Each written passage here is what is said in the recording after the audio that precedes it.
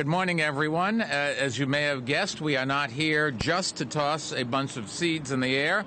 Although that was fun, I want to thank the students from Clinton Middle School for joining us this morning. You should know that the seeds that we set free to take root, yes, nice round of applause for them. I worked them over. Why weren't they in school? They said they'd rather be here. I could never sympathize with that. I always wanted to be in class. No, that's not true. The seeds that we set free are free to take root and will soon grow into flowers and grasses, much like the ones already grown along these tracks. And by the time they are fully grown and well before these guys have graduated from high school, this will have become the third and final section of a beautiful, groundbreaking, and now world-famous High Line Park. And we are officially beginning construction on that final section known as the High Line at the rail yards right today, this day. September 19th, 2012. Mark it down. Let me tell you a little bit about how this new section of the High Line will look. It will run half a mile north from the existing park, extending from West 30th to West 34th Streets and from 10th to 12th Avenues. It will wrap around and take its name from the West Side Rail Yards, an active train yard for the Long Island Railroad.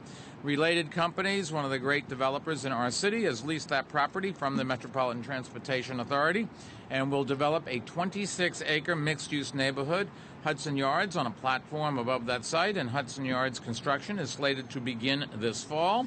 And the third section of the High Line will integrate seamlessly into that neighborhood and connect it to the thriving districts of West Chelsea and the Meatpacking district. Now, the rail yard section will extend and expand on elements of the High Line's distinct design, aspects like the existing park's peel-up benches, walkways built around preserved train tracks, and plantings that invoke the self-seeded wildness or wilderness that took root over the years since the tracks had been abandoned. In fact, a portion of the park's walkway will pass alongside landscape preserved almost exactly as it is today, giving visitors a clear picture of how the tracks looked before the park's construction. There will also be new picnic and play areas, spaces for gathering, relaxation, and public events, and many more of the unique features that make the existing High Line so popular. Construction will proceed in 3 stages at an estimated total cost of $90 million. The city is providing $10 million in capital funding, and Friends of the High Line have committed another $20 million in private donations, and that provides us with the funding to cover the first phase of construction on the rail yard section. Related companies and Oxford Properties have also committed to providing $27.8 million in funding towards the capital construction, as well as additional funding for the park's maintenance. And the first 2 sections of the High Line, you should know, were generously donated by CSX Transportation. It's one of the big railroad companies in this country, to the city and opened to the public in 2009 and 2011, respectively. And last June, CSX donated the final section. And we expect the first phase of the rail yards, which comprises the majority of the extension, to open to the public in early 2014. So that's not very long from now. We have every reason to expect that it will add to what has been, and by all accounts, an unbelievable success. Since we opened the park's first section in 2009, the High Line has been visited by more than 10 million people. That number exceeds even our greatest hopes, but I think it doesn't begin to encapsulate the High Line's full impact. In the first 5 years after park construction began in 2006, new building permits in the immediate vicinity doubled, bringing more than $2 billion in private investment and 12,000 jobs, 8,000 of them construction jobs, to this area. West Chelsea and the Meatpacking District have welcomed new residences, hotels, restaurants, galleries, and shops, not to mention leading companies like Google, which bought a 3 million square foot building on 9th Avenue in what was the largest real estate transaction in America in 2010. And these new arrivals share the fresh, dynamic, creative energy that is the calling card of the High Line, and I think they're great examples of how great parks can spur private investment. Even though the High Line is nearing completion, the rebirth of this section of West Manhattan is only the beginning, At the park's south end, construction of the new Whitney Museum began in May. It will open in 2015, welcoming even more visitors and solidifying the area's standing as a global arts center. And at the park's north end, where it wraps around Hudson Yards, right up here, the High Line will connect with the existing number 7 subway line. And that subway extension, combined with the development of Hudson Yards, will bring new residents and businesses and jobs to an area that has long been underused in our city, and continue the West Side renaissance that we set out to make possible a decade ago. The High Line is one of the anchors of that renaissance, and it will continue to bring growth and excitement to the area for many years to come. And it's fair to say it would never have been possible without the passion and commitment of some of the people here today who really do deserve a lot of credit, and that includes City Council Speaker Chris Quinn, who is going to be our first speaker. Chris? Thank you very much, Mr. Mayor, and I want to thank you and our City Planning Chair, Amanda Burden, for all of her work that's helped us bring this day to fruition, and First Deputy Mayor Patty Harris and Deputy Mayor Bob Steele, and also Bob's predecessors, Dan Doctoroff, without whom we would never really be here today. I also want to thank my colleagues in government, State Senator Tom Duane, Assemblymember Dick Gottfried, and Manhattan Borough President Scott Stringer, who have helped fund the High Line. But I really want to note that none of us would be standing here, government officials, if this project really wasn't driven by the grassroots, no pun intended, having just thrown seeds around. And that really, the credit goes to Robbie Hammond and Joshua David of the Friends of the High Line. They and all the folks on the West Side proved a City Hall run by a different person than Mike Bloomberg, but that you could fight City Hall and win. And in doing so, could bring an amazing outdoor space, a terrific tourist attraction, and desperately needed economic development and jobs to the West Side. So this is just a great example of public citizenship and what it can bring. And then you've also done great work motivating some of the city's most significant philanthropists. And I want to just start by recognizing that without Barry Diller and Diane von Furstenberg, there would not be private money in this project. They were the first grant in the millions, and then they didn't stop, continuing to offer $10 million challenge grants. And this is just, I think, not a great place for tourists, not just a great place for New Yorkers, but this really, the High Line now in its final phase, is a place that really shows us that when we all come together, activists, philanthropists, business people, government, we can make amazing things happen that are beyond what anyone could ever have imagined. And that's what is happening here today. And I know it's motivating other folks across the city and across this world to preserve what was great about the past of their city so we can build off of it to make the future even better. So thank you all. Chris, thank you. Chris mentioned Borough President Scott Stringer. He has been a big supporter of the High Line, and nothing happens in Manhattan without him. Scott? Not exactly, but thank you, Mayor. I want to thank Mayor Bloomberg and Speaker Quinn and all my colleagues. I'm really proud to be here for this groundbreaking of the third and final section of the High Line. When we started this project some years ago, a lot of people thought a park in the sky was pie in the sky, that it could never happen. That people couldn't come together, public-private partnership, generous donors, the city administration, and our local community boards 2 and 4 represented today by Chair Johnson and Chair Gruber. But we all came together and made something magical in the sky. This has been a great catalyst for economic development, as the Speaker mentioned. This has been a park like none other. Everywhere one travels, people from all over the city says, can we do this in our community? How do you get something like this off the ground? And as part of our sustainability and open space commitment that the mayor has put forth over the last 11 years, you really recognize that the sky is the limit, that anything is possible, and we can change our streetscape and our skylines by doing it in a collaborative way, and this is a great example of that. So I'm very proud to be here with the community, with my colleagues, and I think the best is yet to come because the third phase is going to be truly magnificent. Thank you very much.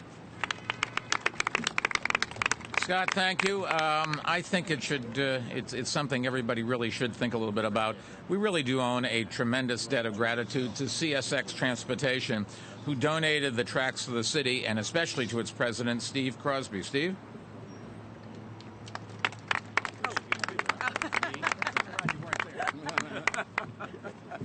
Thank you so much. It's great to be here. Finding and executing the right disposition of what truly is a magnificent structure has been over 20 years in the making. It's hard to believe standing here that 20 years ago people were starting to figure out what might happen where we stand today. This experience, however, has once again proven the value of relentlessly seeking a win-win resolution. We believe in win-win resolutions, particularly in public-private venues like this, where you have an asset that is such an important part of the community. It's important to try to find a win-win. We've also think that this once again demonstrates the potential of well-intentioned, well-conceived, and well-executed public-private partnerships. CSX is very pleased to have been part of the original partnership that created this structure almost 100 years ago with the city. And we're equally pleased to be able to be part of the committed team of folks, both corporate, government, and private individuals, and probably most importantly, that have come together to make this such a successful venture. The leadership exhibited by the mayor and certainly by Robert and Joshua and all the friends, particularly the private donors, and I might just say, because they probably won't get noticed otherwise, there is a cast of characters behind the scenes, folks with the friends, folks with our company, folks with the city, the lawyers, the real estate people who just have worked tirelessly for almost 10 years to bring this about, and I really wanted to give them some recognition. So thank you. Steve, thank you. And once again, our thanks to everybody, and the stockholders in particular of CSX, who actually made the donation. We do owe our gratitude to the private donors who have also shown incredible generosity and dedication to this through Friends of the High Line, and some of them have played a particularly big role making today's groundbreaking possible here. Chris mentioned Diane von Furstenberg and Barry Diller, and maybe the two of you would come up and say a few words. Ladies first.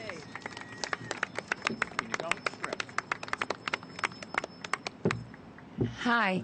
Well, about 13 years ago, I moved to this neighborhood, and at that time, the neighborhood didn't really smell very good, and nobody could understand why I was here.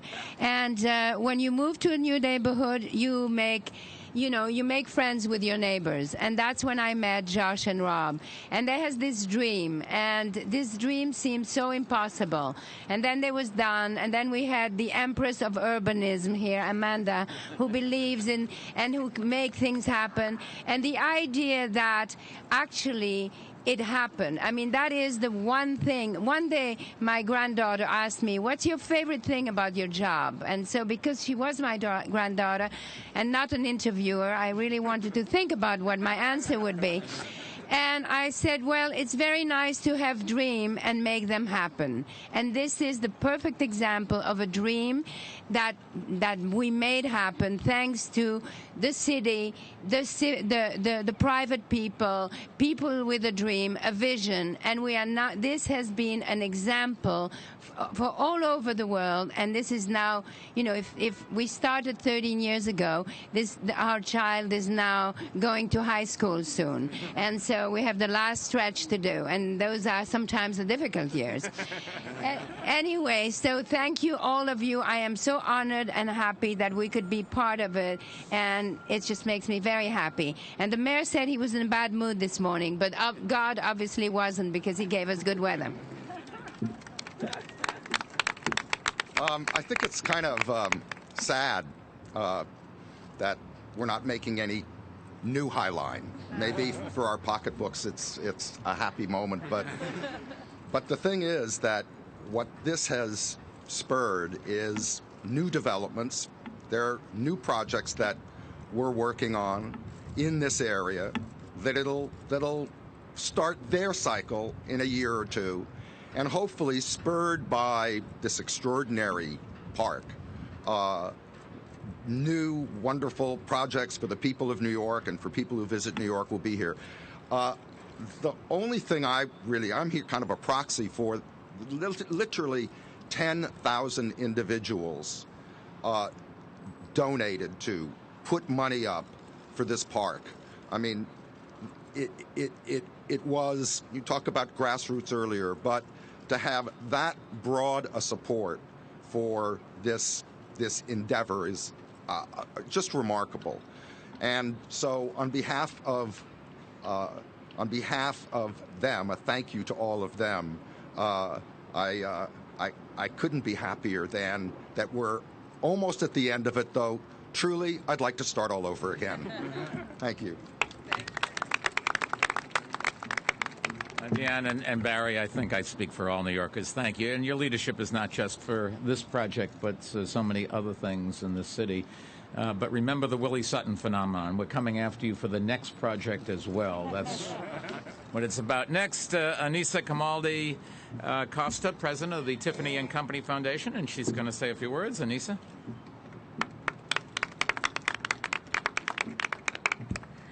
Thank you, Mr. Mayor.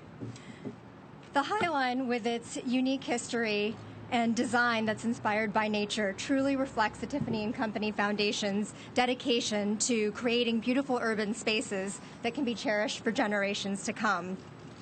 Parks really are the natural treasures in our cities, playing an essential role in the urban landscape. And the Tiffany & Company Foundation is so proud to support organizations like Friends of the High Line that create, beautify, and transform public urban green spaces around the world. So when Friends of the High Line asked us to jumpstart an effort to help make this day possible, we knew it was an opportunity to help make something incredible happen. In 2011, the Tiffany & Company Foundation made a $5 million challenge grant to help secure the future of the park, including the rail yards. The leadership of Friends of the High Line and its longstanding supporters, ranging from philanthropy and government to real estate and transportation, really made what once seemed like an impossible dream a reality. Tiffany & Company just celebrated its 175th anniversary recently. So, from one historic New York icon to a new one, the High Line, too, has developed its own legacy to be celebrated. On behalf of everyone at Tiffany & Company, I just want to express my pleasure and great pride in being part of this historic and momentous occasion. Anissa, thank you. Now, today's groundbreaking does really bring us one step closer to realizing a dream that has been driven by two men in particular for more than a dozen years. I think all of us who are Parkies or a little bit Parkies understand this. We know them on a first-name basis. Being a pioneer is never easy. Somebody once said pioneers are those with arrows in their backs. But pioneers are also those that make a difference and take us from the Stone Age to where we are today. Life expectancy is better. The quality of life is better. The world isn't perfect, and particularly America and New York isn't perfect. But we've come an awful long ways, and one of the reasons for not just these two guys, but people exactly like them. So let me introduce the co-founders of Friends of the High Line, Robert Hammond and Josh David.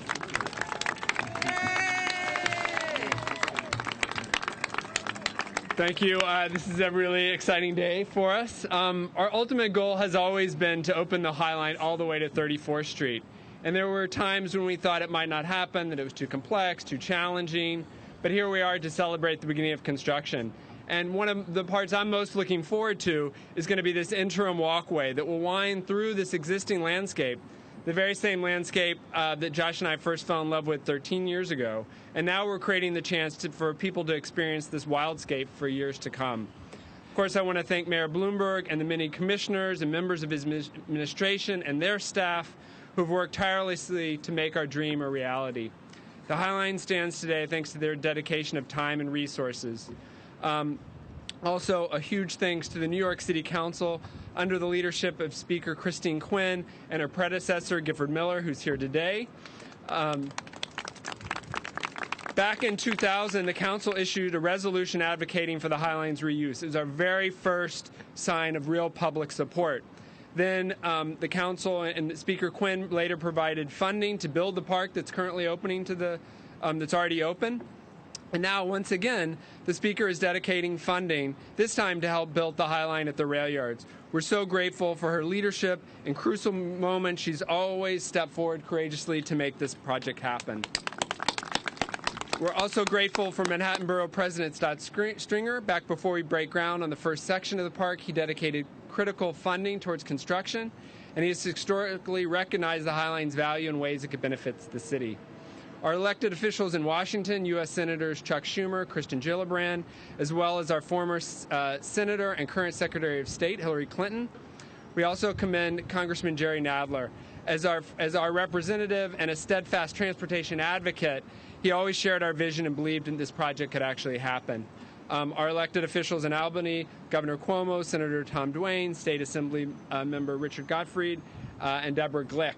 Finally, I would like to thank our community board partners, especially Manhattan Community Board for being such a great partner and helping save, especially this section, along with the hundreds of neighbors and volunteers who have offered their time and energy to help us save the High Line from demolition and turn it into a public space. Hi. Thank you all for joining us at the High Line at the rail yards on such a beautiful day. I first walked this section of the High Line almost 13 years ago. Robert and I had visited the southern parts many times, but we were never able to get past a tall steel fence at 30th Street.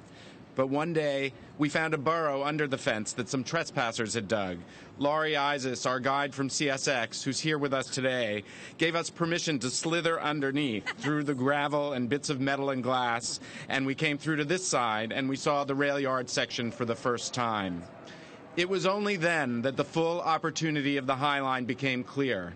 We had the chance to create a 1.5 mile long walk, a true New York City journey, through 3 Manhattan neighborhoods with views to the Hudson River and the Midtown skyline, which people could stroll for 22 blocks without once crossing a city street. Today, as we break ground on the High Line at the rail yards, we prepare to make that journey possible for millions of people for years to come. Robert thanked the public officials who've made it possible, and we'd also like to thank the project's champions from the private sector. We're joined today by some of our top supporters from the Campaign for the High Line: Barry Diller and Diane von Furstenberg, Donald Pelz and Wendy Keyes, the Tiffany & Company Foundation, the Pershing Square Foundation, Douglas and Sherry Oliver, the Hanson family, and Avenues the World School, Elizabeth Belfer, and the Philip and Janice Levin Foundation, as well as by many others who've given us so much. We thank CSX Railroad for letting us access the site over the years and for ultimately donating the High Line to the city. The brilliant design team of James Corner Field Operations, Diller, Scafidio, and Renfro, and Pete Udolph for creating such a spectacular park for us.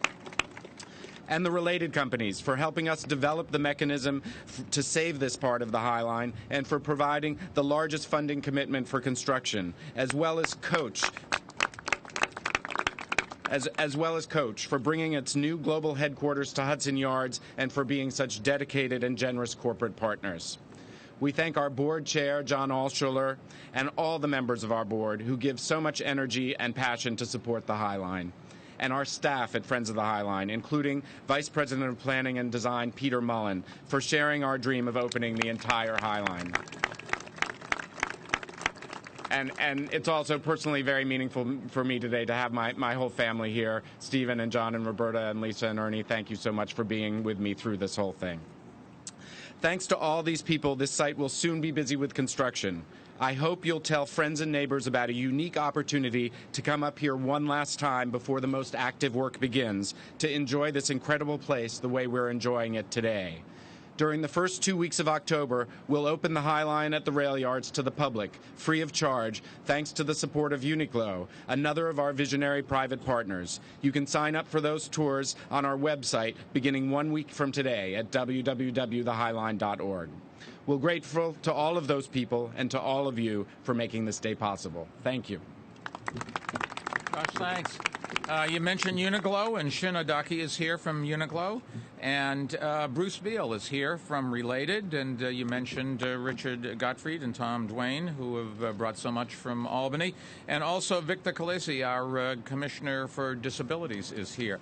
We're also joined by 2 other city officials who I thought you'd like to hear from. They played enormous roles in this and other transformative projects around the city. City Planning Commissioner Amanda Burden and Economic Development Corporation President Seth Pinsky. Amanda, you first. Thanks, Mayor.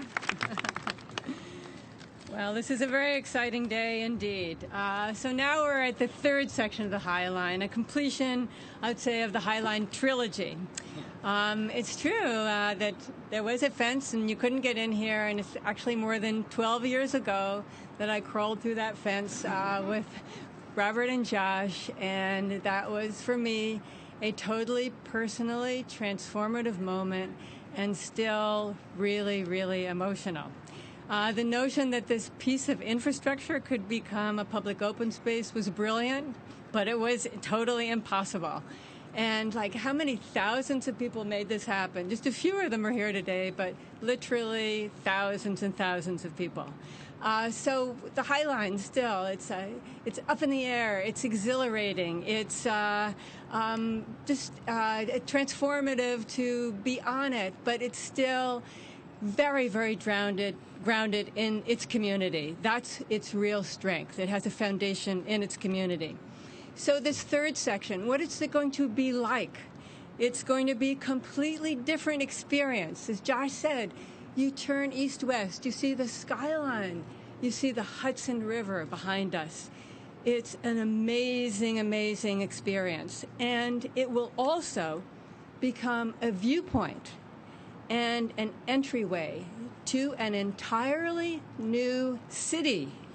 The developing Hudson Yards begins here and goes all the way to 42nd Street, all the way to 42nd Street. It is an entirely new city being built in New York City with a new subway, a new park and boulevard. The High Line will become then a key part of a continuous network of public open spaces, allowing New Yorkers to walk all the way from the Meat Market District through the Hudson, Park and Boulevard, all the way to Times Square. Totally amazing. So this story is about innovation, it's about creative ways to purpose old infrastructure, it's about community building, and its story will continue to be an inspiration for city makers around the entire world. I'm so glad to be a part of it.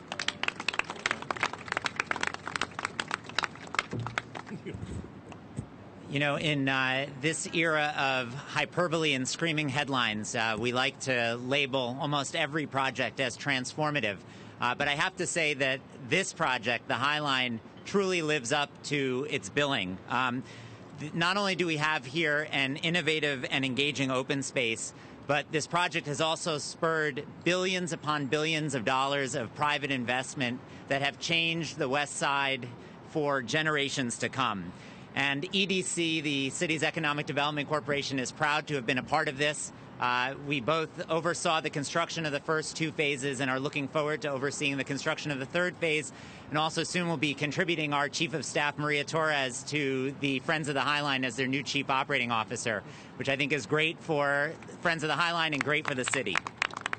So let me just conclude by saying that we look forward to many, many more years of exciting announcements here at the High Line. To thank all of our partners in city, state, and federal government. And if I can just take one moment and thank in particular the members of EDC's staff who have worked so hard on this project: David Kane, Len Greco, Laura Gray, Michael Ream, Joanna Gargiulo, Dimitri Konin, and Zach Smith. So again, congratulations to everyone. This is a great day for New York. Seth, thank you. Our last speaker really can't claim to have had much to do with getting us to where we are today. But she's got an awful lot to do with why this city is better in lots of other areas. And she is the one that we're counting on to make sure that in the next 467 days, we continue the process to make this the most park-friendly city in the world, to make sure that everybody's going to live within a 10-minute walk of a park, and to do everything we can to help public-private partnerships, which really are at the essence of being able to do things. So our new Parks Commissioner, Veronica White. Thank you, Mayor Bloomberg, and thank all of you very, very much for adding this jewel to the New York City public park system. This is a public park, but it is the result of tremendous work from the public, private, and nonprofit sectors for many years. And frankly, the entire Parks Department is built that way. We couldn't build and we couldn't operate and maintain the most beautiful and wonderful park system in the world without the help of each and every one of you. So special thanks to Mayor Bloomberg and First Deputy Mayor Patty Harris, who have made the park system the wonderful jewel it is today. Thanks also to Deputy Mayor Steele and his entire team and all my fellow commissioners and agency heads for the work that they and their teams have done. And of course, many congratulations to Robert and Joshua and all the friends of the High Line and the wonderful donors. Thank you, and I look forward to working with you to continue to build and maintain our beautiful public park system. Thank you. Veronica, thanks. And I just want a particular shout-out once again to Bob Steele. There's an amazing announcement about biotech going on in the city. There's an awful lot of big projects that we're getting going. Most of them won't be finished their construction while we're still in office, but we are really, I think, in the third term, it's fair to say we've done an awful lot more already than we did in the first term or the second term, and we're going to work as hard as we can for the next 467 days to keep that progress going. Let me, before we take some questions on topic, just summarize today's announcement in Spanish.